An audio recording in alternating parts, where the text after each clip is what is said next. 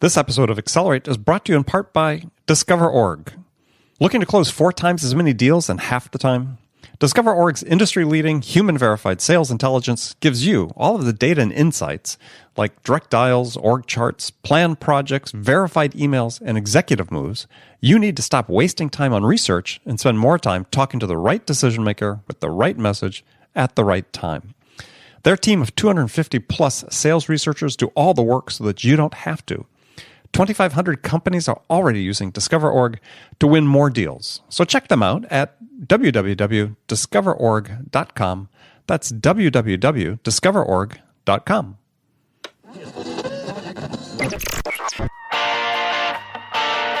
It's time to accelerate. Hey friends, this is Andy. Welcome to episode 560 of Accelerate, the sales podcast of record. I'm excited about today's show. Joining me on this episode is Steve Martin. No, not that Steve Martin, but this Steve Martin. Steve Martin's a technology sales author, sales researcher. He's the founder of Heavy Hitter Sales Training and on the faculty at University of Southern California, USC. And coming back with Steve on the show for the second time is Katie Bullard. Katie is the Chief Growth Officer at DiscoverOrg. Now, DiscoverOrg collaborated with Steve on his recent research into buying behaviors, business-to-business buying behaviors. And together, they produced a report titled, Why Didn't They Buy? A deep dive into buyer preferences and implications for salespeople. You know, it's a fascinating look at B2B buyers in a wide range of industries and how they perceive the value of salespeople that they deal with and what it means for all of us personally in sales. And there are some really surprising findings from the research, in particular one about selling to enterprises with multiple stakeholders that may be pretty different than what you've been hearing and reading about in the last couple of years. So you definitely want to check this out. And later in the show, we'll give you directions on how you can download a copy of the report for free for your own reference. Now, if you'd like to see summary notes of this episode, go to andypaul.com/560. As always, we provide a timestamped breakdown of this and all conversations on Accelerate. In case you missed it at the beginning of the show, this episode is brought to you in part by our great partner, DiscoverOrg. DiscoverOrg platform is a game changer for sales, marketing, and staffing professionals.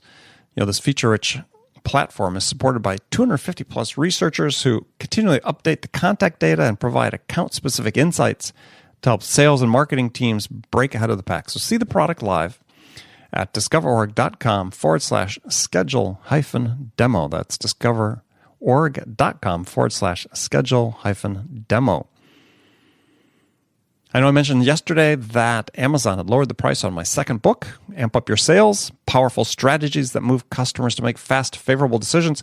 Check this morning, the price is still low. So you want to make sure you jump on this opportunity and grab it. It's normally priced at $3.99. It's now available for $7.99.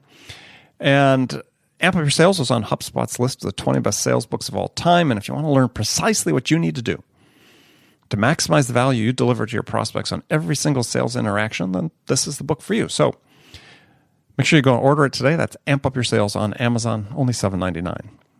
Now, before we get to the interview, just finally, I want to make sure I remind you that always looking for your questions about sales, how we can help you with sales, or your suggestions about specific topics you want me to address on the show, or a guest that you recommend we have on the show. So I need you to send me an email about that. If you can do that today, that's great. Just send it to andy@zerotimeselling.com. Does that include your suggestion, your question, or your recommendation for a guest? All right, let's jump into the interview. Join me today, Steve Martin and Katie Bullard. Welcome to Accelerate. Thanks, Andy. Thanks for having us.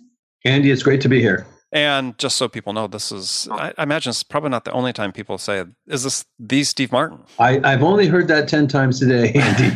It is the Steve Martin. So how much of a burden has that been for you in your life? It's actually a very positive thing because it actually, when people hear that name, they get a smile on their face. So it causes a positive receptive state. But I do have to go with the name Steve W. Martin. That's my website address as well, because if you go to Steve Martin, you're going to the comedian. Yeah. And you're both in the LA area. I was wondering, like, you ever showed up at the same spot at the same time? No, but when I do make a reservation at a restaurant, they're always disappointed when I arrive. Well, you could fix that with hair color and so on. So, yeah. All right. So, well, Steve, since you're new to the show, I'm going to ask this question of you. It's Katie's actually answered it before. And it's a standard question I ask guests at the beginning of the show is, what, in your opinion, what's the single biggest challenge facing sales reps today? If I were to narrow it down to one thing, I would probably say today the customer's attention span. I'd say it's attention span because when you think about it, attention spans have been shortening for years because of the influence of technology in our lives. And so now the whole world is driven by sound bites and 30-second blurbs. And so it impacts, I think, a salesperson's ability to get that initial meeting. And then for sure, it impacts their ability to drive and get momentum through a sales cycle. So I think that's probably the biggest challenge right now. Okay. That's our sobering on a 30-minute podcast. Okay.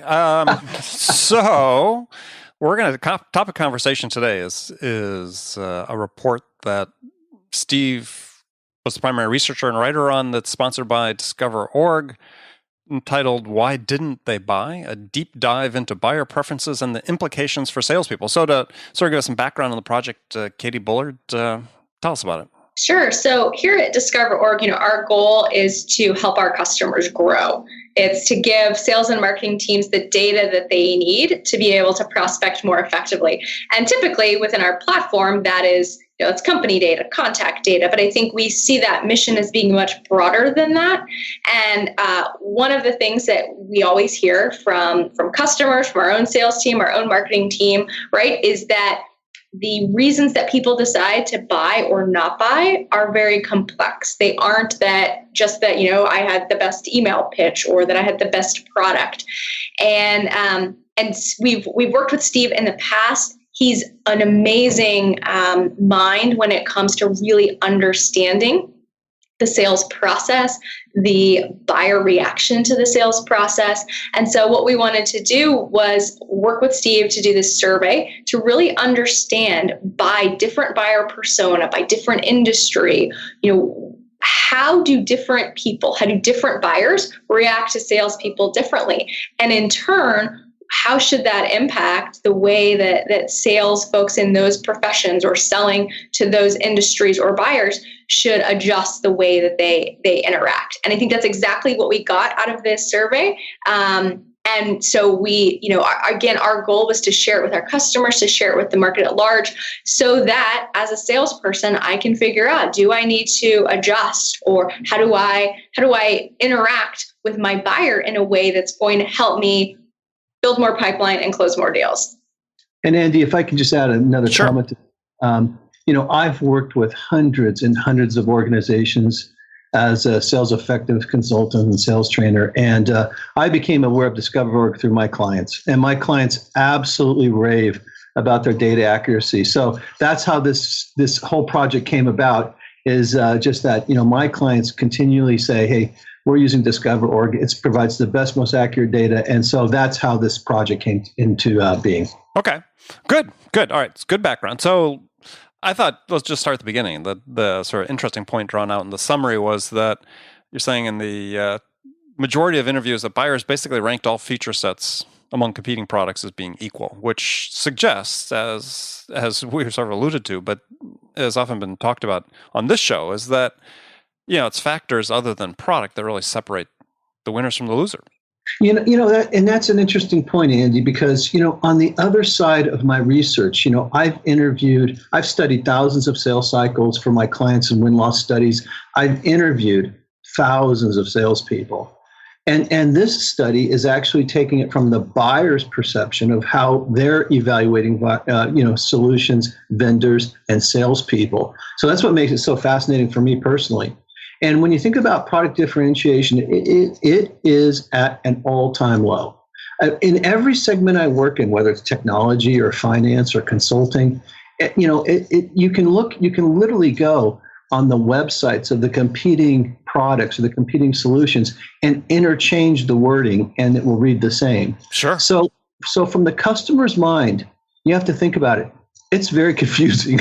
They get confused because they're hearing a plethora of information, some of it contradicting each other. And so the sales cycle is really the exchange of information and the ferreting out of the truth. And that's what the prospective buyers all about. Well, and so a question to that end is before we jump into sort of the 6 main topics you have on the report is there is sort of a contrary point of view, which is that, we talk about the buying environment being more complex for customers, and there's, overwhelm, all this information, so on and so forth.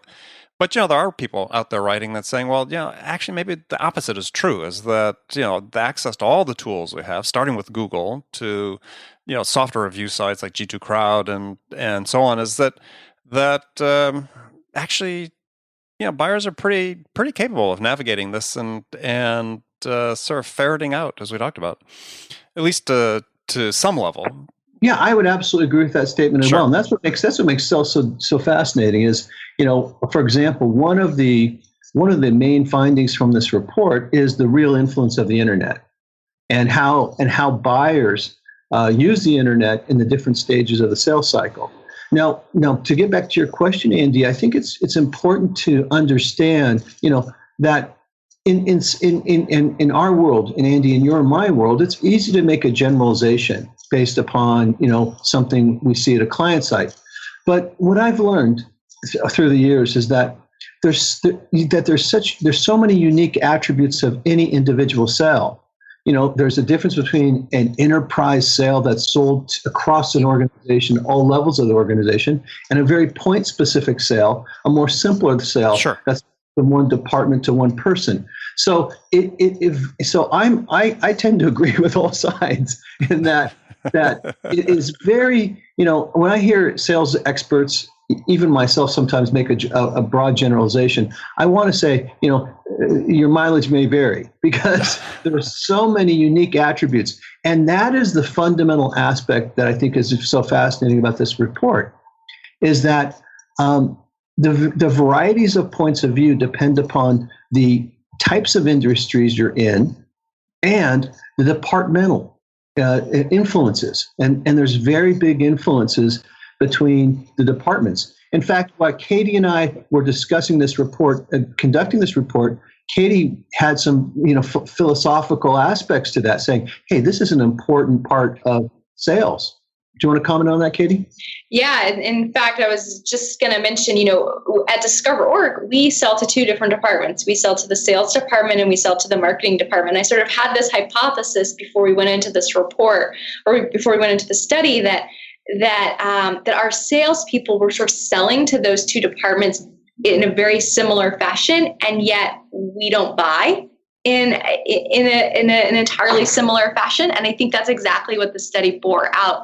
So it's been actually helpful for us to think about how do we approach a sales department differently than we approach a marketing department. And I think most companies out there are like that, to the point that you brought up earlier, where the environment is more complex than ever. There are more technologies that sort of bleed lines between departments, that when I've got 5 or 6 people making, influencing or making a decision on what I'm trying to sell, like I have to know how to speak and react and interact with my sales buyer differently than with my marketing buyer, differently than with my IT buyer. Well, all you have to do is find the bully with the juice. So, and we'll get to that, so people understand that reference later on. But I think I think it goes a step even deeper than that, though. And I think that one of the things we're doing in sales that in an effort to sort of say, yeah, we have to sell differently to marketing versus sales, is that. And it's, on one hand, it's very useful. We develop personas, right? This is who the people we're selling. This is how we're going to message to these type of people. But what that does is, I think, somewhat perversely, is it actually encourages more rigidity in how we sell. In that people think, okay, this is the person I'm selling to. And as a result, they don't open their eyes and their minds to what the individual, right, let alone the company or the department by type, but the individual is different than any other individual they sold to. And this is where I see salespeople have a really hard time reacting, because they sort of don't get it, right? Well, I'm following the steps, and this is how I'm supposed to sell to this persona, but it's not working. Yeah, Andy, I think you're absolutely right. I think that, as I mentioned in the report, when you think about a buyer persona, most sales organizations, when they're enabling the sales organization, the first step is to arm them with the pitch. And the pitch is the single pitch that they're going to give to everyone that they meet with, regardless of who they are. And then the next step is to make granularities, make different flavors of that pitch, depending perhaps on the level of the person in the organization they're talking to, whether it's a lower level technical evaluator or a C-suite person. Then the next step is then to say, okay, now we have to talk to various personas across the organization. We might have to talk to someone in HR, we might have to talk to someone in IT, and then someone in accounting. So, and then and what you were talking about kind of is the panacea of sales. And the panacea is where, you're not just rigid buyer types, but you're actually judging the person that you're meeting with based upon all of the attributes of their persona. And that is the complexity of sales. And, for example, today on LinkedIn, I saw an article that was forwarded to me by a friend, and it was about how artificial intelligence is, someday will take over sales. I think it's a difficult spot because so much of the sales cycle is intuitive based upon those attributes of the person you're meeting with. Well, based on the actual attributes of the person, not the persona. Yes, absolutely. And I think that's what will keep salespeople employed in the second machine age we're talking about. I would just add to that too. One of the things that we are doing here more and more at DiscoverOrg when we're hiring our own sales team is really looking at what we're calling, a lot of people call emotional IQ, right? Their EQ as opposed to their IQ. To Steve's point earlier, it was almost like we flipped so far to the sales as a science mentality for a while, that this art of sales and really being able to intuitively understand how is the other person across the table or across the phone or across the computer sort of reacting to me, and how do I adjust and react back to them in a way that's going to move this conversation along. That is such a critical part of being a great salesperson today that no form of artificial intelligence can ever compensate for, that we're actually using that as part of our hiring process. Sure. Well, I think it's a sucker's bet to say things will never happen, but yeah, certainly not in our lifetimes. I agree that machines will acquire the emotional life experience to be able to intuit, this relationship. I mean, to that point though, I wrote an article in my weekly newsletter a few weeks ago that got great response from people. As I talked about this amazing new sales tactic. It's called going out and meeting your customers face to face. And I think we're going to find in businesses like SaaS, like you're in, that especially on bigger accounts, you're crazy if you don't go, because that is going to be a huge point of differentiation. More and more getting people out of the office. I understand there are cost constraints with certain product types, but that's going to become, I think, an even more powerful strategy. So let's jump into the report. You had 6 topic areas to sort of call out. We'll start with risk, because you had sort of one of the more salient facts that gets quoted from the report is in that section, which is that only 35% of buyers have a favorable view of salespeople. No surprise there, unfortunately. It's interesting, Andy. If you look at the metrics, I wanted to know exactly from the buyer perspective how their interactions. I asked buyers when I'm doing my win-loss studies, hey, what's the perception of the 6 sales reps that you were evaluating, that you were meeting with during the sales cycle? And I wanted to have it in a more metric granular. What percent were excellent? What percent are good? What percent are average? And what percent are poor? So about 27% overall across the study rated the salespeople they meet with as poor. 38% were average, 23% were good, and only 12% were rated excellent, which is pretty fascinating when you think about it. When they say, "Hey, what are the percentage of salespeople you meet with?" And I think that has a significant impact of how buyers perceive salespeople. It's kind of like if you were had a commute to work, and you had 2 choices to get there. And one of the choices was a very clogged freeway all the time, and the other one was more free flowing. You have an association with that particular freeway that's negative. And so I think we have a negative association by buyers in most part when you think that almost 62% or so, or I should say 65% or so, are going to be perceived as average or poor.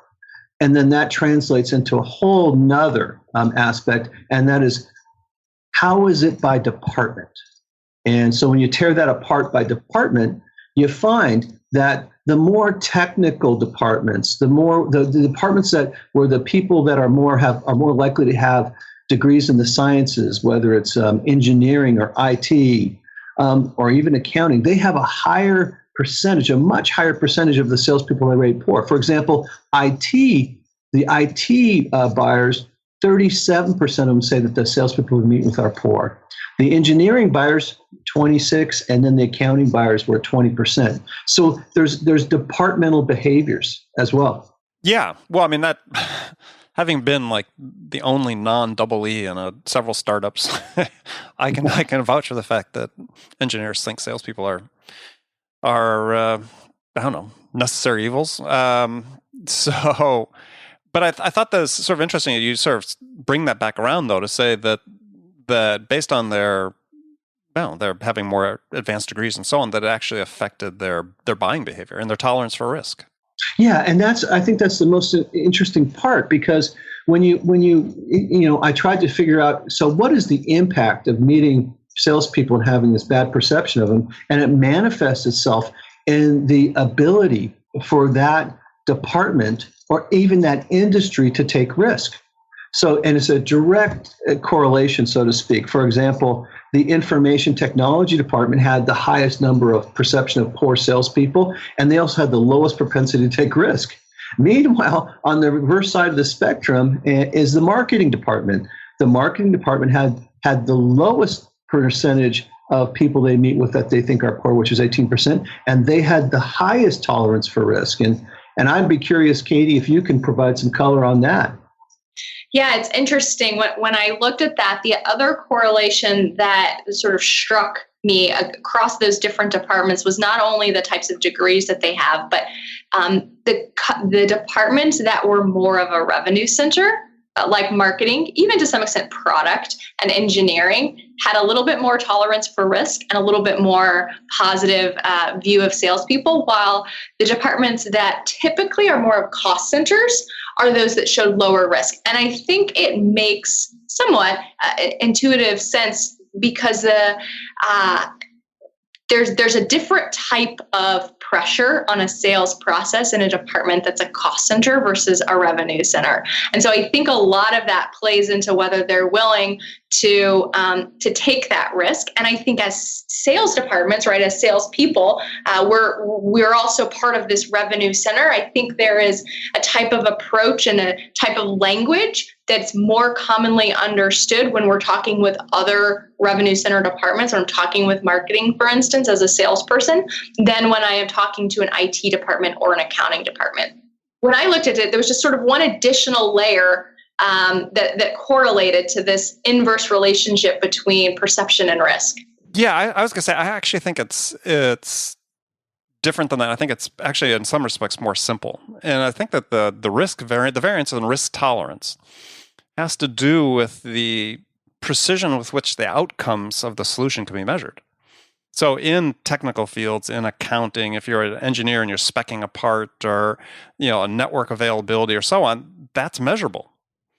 Whereas if you're buying a sales system, technology of any sort, or you're buying a marketing automation system of any sort, it's, despite the fact we can measure ROIs, it's much squishier than it is. So by necessity and by nature, that's going to be a more risky proposition. And so I think there's just that tolerance is sort of built in there.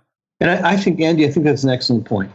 And I think that leads into almost exactly into the next point on that risk tolerance, is that if you look at the report, then I have it broken out by industry. And so at the low end of risk, at the very low end of risk, you have government, you have healthcare and technology. And at the very high end of risk, what do you have?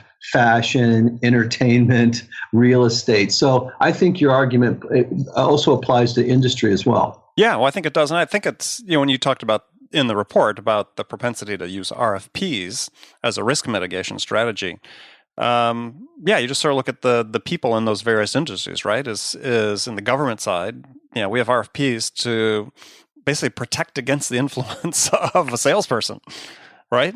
I mean, it's to protect the government's best interests, but why do we have to solicit multiple bids? Why do we have requirements oftentimes to award to the low bidder?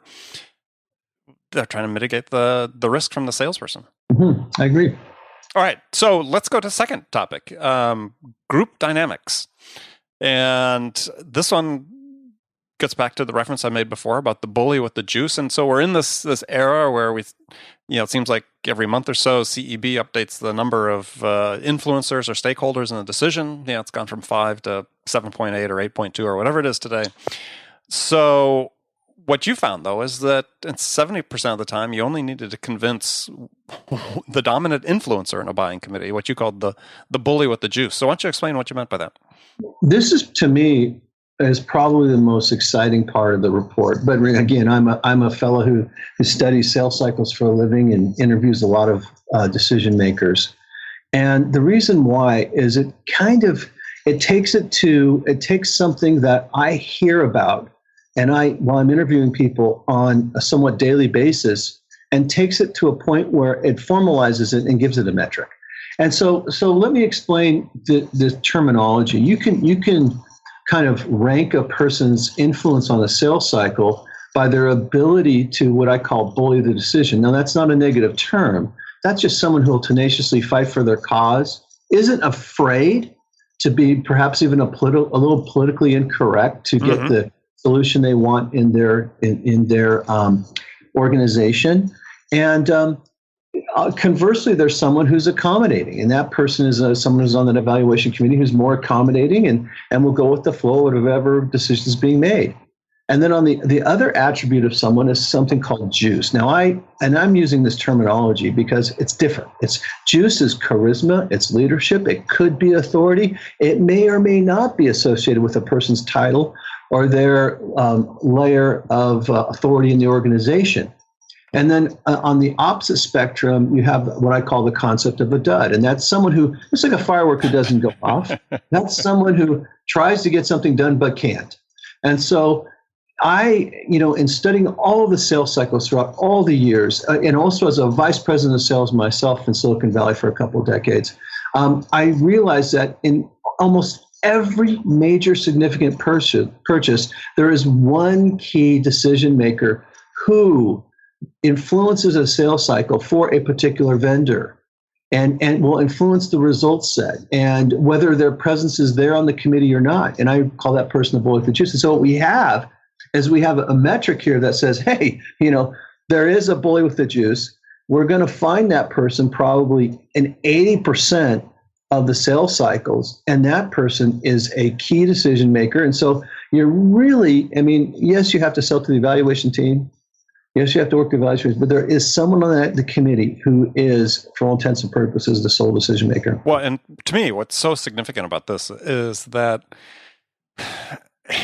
this is human nature, right? So this adds common sense to all that's been written about multiple stakeholders, which even in CEB's writing and Challenger books is there's this assumption that, they're different personalities, but they all have somewhat the same weight. Which is just, human nature doesn't work that way. You get a group of people together, somebody's going to be the dominant person. It's just the way groups work. And so I thought this was fantastic. To me, it wasn't like an aha moment. I knew it, but it was like, this is the way life works. And you just need to be able to identify who that person is and what you need to do to make them successful. I was going to say the same thing. To me, this was the piece of the article that was so resonant and so, to your point, not an aha, but so different than what we all sort of think we're supposed to do. I think both as a seller and as a buyer, every single one of these decision-making processes that I've been on, there aren't 6 people who have equal weight. There's one person who makes the decision. Yeah. Well, and I think that even if there are, which there often are, other stakeholders, is I tell people is you need to think of those other stakeholders as people that don't have the power to say yes, but they do have the power to say no. Mm-hmm. And so attention needs to be paid to them for sure. But there is this one person that is the dominant influencer, and they're the ones that you really have to influence the most. And there's a fascinating question here, and it may go unnoticed, but the question was, so what percentage of the time is there this bully with the juice and the evaluation committees you're part of? And so when you look at the various industries, there's very differing. There's some differences by department, but here's the interesting part. When the participants were asked, what percentage of time does the vendor, the boy with the juice wanted, is selected? And the answer is 89% of the time. So it's like, sure, you can say there's an exception to the rule. Sure. And, it's not every rule, right? It's so overwhelming that and this is something that, frankly, I've been preaching for many, many years.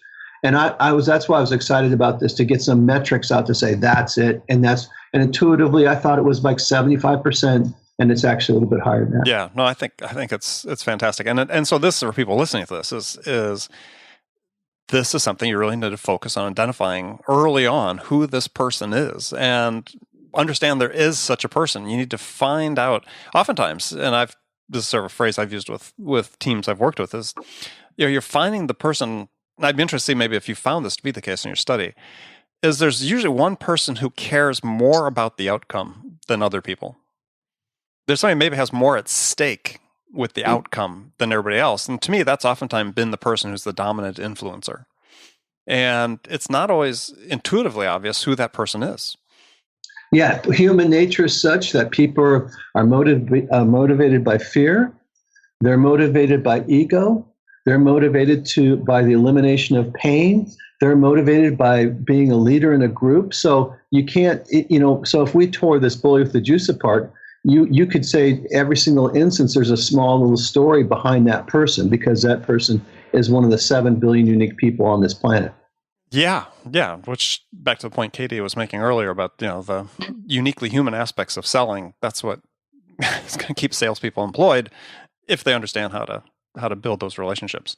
Okay, so the third topic you had then were vendor market position advantages. So tell us what you meant by there. Well, this is good news for a lot of people out there, Andy. This is really good news because, I work with companies, and most of my companies are underdog companies that have to fight with the gorilla, or the 800-pound gorilla, I should say, of their industry. That's the dominant player. Like, you have to compete with somebody who has the majority of the market share.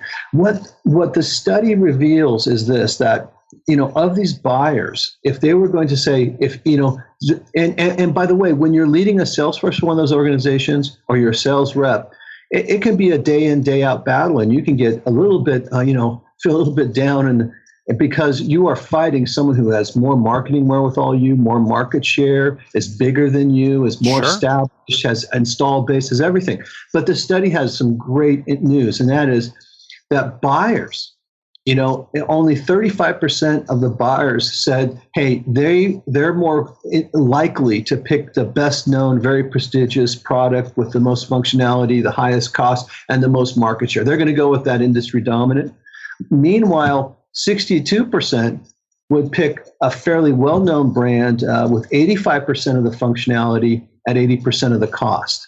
So they would pick a lesser solution. And then only 5% would pick a relatively unknown solution. So that's good news, because and those people should be encouraged, because and they should not hesitate to call on any account if you are the second, third, fourth, or even fifth player in your particular industry. And I thought, so from my standpoint, I thought this was an important part of the study. Yeah, well, the thing that struck me, though, about this part that I had a question about is that the trade-off seemed to be that if you're the second choice, let's say, in terms of, market share, that somehow your functionality is less and maybe your cost is less.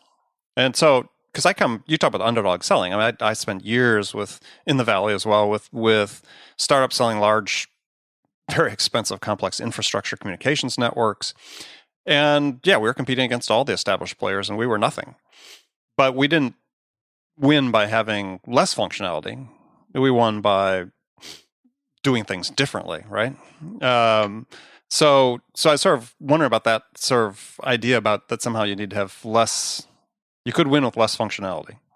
Yeah, you could, but the point, and I agree with your point, Andy. I mean, there's different markets. There's more mature markets and lesser mature markets, and it sounds like you were competing with someone like Cisco, which is always a fun thing. Well, we were competing at that time. It was satellite. I mean, we were competing with Hughes, Lockheed, Northrop, all those guys. Yeah. Yeah. Okay. But the point from the study is this: is that the customer is willing to evaluate secondary players, even when those secondary, and for sure, when those secondary players have the same functionality, typically those secondary players are going to be a little bit less cost just by the nature of their position in the marketplace. But they'll even evaluate secondary players with less functionality, which means they're open to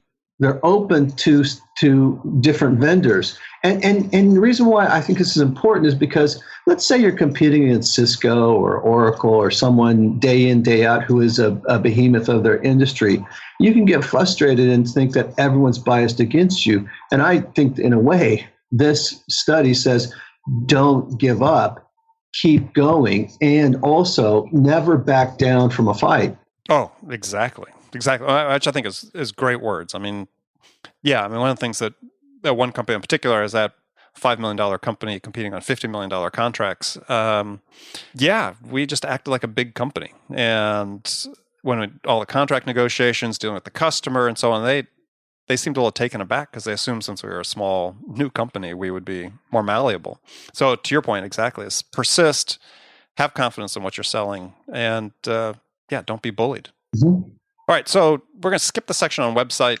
Interesting, but not as much sort of in-depth revelations in there. So one would go selling style. I thought that was your fifth topic. And you said most buyers prefer friendly, moderately knowledgeable salespeople over those who are personally cold but highly knowledgeable, or who are charismatic but not very knowledgeable.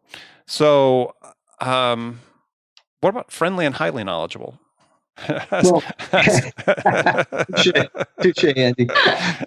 You know, it's interesting. Here's all I was trying to here's what I wanted to understand from this is that just last week I was doing a study on behalf of one of my clients, and I was actually talking to key decision makers at accounts where they had lost as well as won. And I was asking them about the approach the salespeople take. And quite frankly, I hear many stories about salespeople having different approaches based upon what they think they have to do. And in some cases, people, and that also depends upon the salesperson's personality attributes. Mm-hmm. But in some cases, the salesperson is trying to be too gregarious and trying to be over friendly with the customer, and that turns them off. Yes, and especially prematurely so. Absolutely, because think about it. Everyone's trying to befriend the customer at the same time, and it's just not human nature. On the other aspect, other salespeople are trying to actually change the game, and they're actually trying to go in there and for, I think you mentioned CEB earlier, they're trying to challenge the customer, and not all people are amenable to that. and so you have to understand that you have to tailor your approach based upon the person you're selling to, and it can't be a one-size-fits-all methodology. Oh, absolutely. I mean, that is people have learned nothing else from listening to my show in general, but this episode in particular, it's absolutely the case. I mean, it's one of the biggest things I think is a problem we see is, again, with sort of seeing more heavily scripted salespeople that they're not very situational, is the word I use, right? And in their selling style. And you have to be. Well, and that's where I thought this section was so interesting to me, and to tie it back to this whole idea of having to have really high emotional intelligence, was that what Steve found was that what people wanted from a salesperson reflected their own personality. So for buyers who prefer to avoid conflict, they don't want a salesperson who's a challenger, right? They want a friendly salesperson who's going to listen to their needs.